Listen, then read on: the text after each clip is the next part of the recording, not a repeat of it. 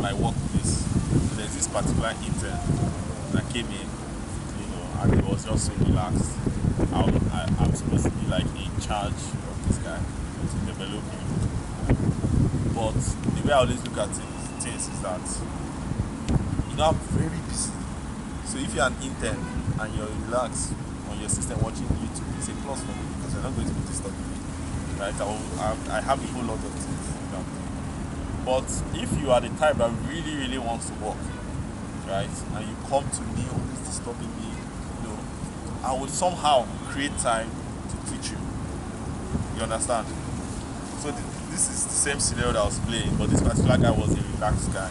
So it was like almost a month, and he was still sitting there watching YouTube every day. In fact, I almost forgot that this guy was around.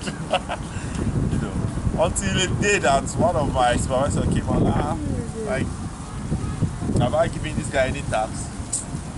I just say, oh God, this guy knows serious. I think I have plenty to something. But something I just thought about it. I'm like, okay, let me engage this guy. And I came to him. I was like, how far? What's your experience? What's caused you? What do you know? Because when I first talk to you, I would like to know the kind of things that you've done in the past. And after discussing with him, I now give him some advice. If you really you have a mechanical background, this is the kind of place that the things you should do and the things that you should learn. If you really want to stand out.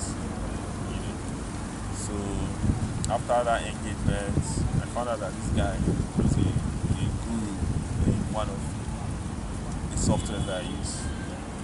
Right? The only thing that I need to do is just to make him understand how we do things, and that was all.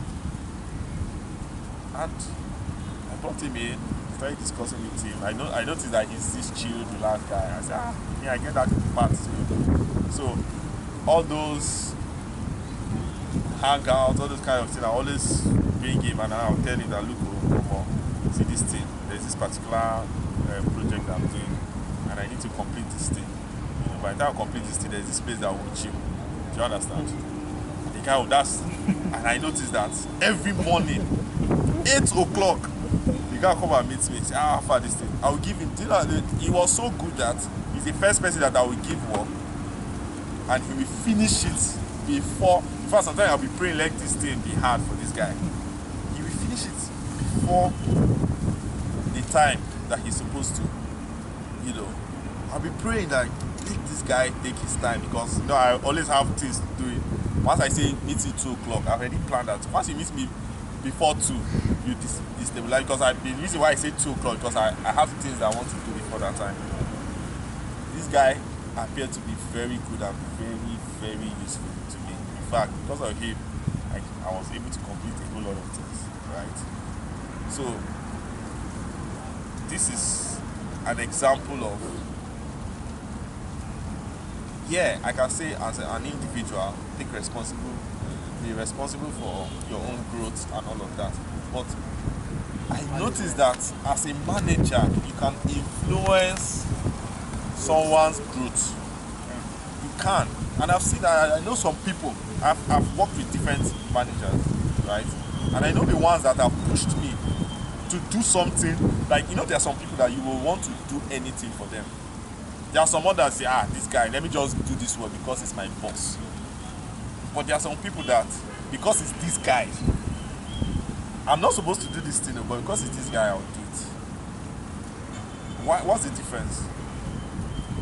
It's the attitude of the manager towards the subordinate can help that person grow. That's an example. That I said is both ways, right? On your own, yes, you should. If I am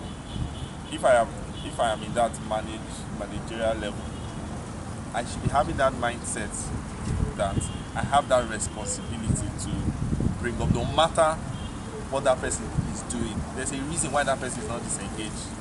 Why that person is disengaged, right? That's the reason why I say, look, you will notice that some people might be working in this particular place, they are not doing so well. When you take them and put them in this particular place, your PA staff, it's your duty to to me as a manager to be able to pull people up, whether they are engaged or disengaged, to be able to help them grow. You know, I don't know if you understand where I'm coming from. Or if you agree, okay, you wanted to say something. What I wanted to say is, recently I'm not in that corporate lifestyle. Even though I've worked, I'm not embedded in it like you guys. But I'll say what I want to say. Can you hear me? Yeah, I can hear you.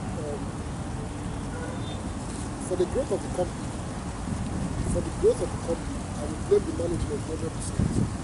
I already blame the staff for formality reasons, like, guy, help this guy, but this is the real guy. See, there's a reason why you're called a manager, and someone else is called an engineer, or a technician, or support personnel.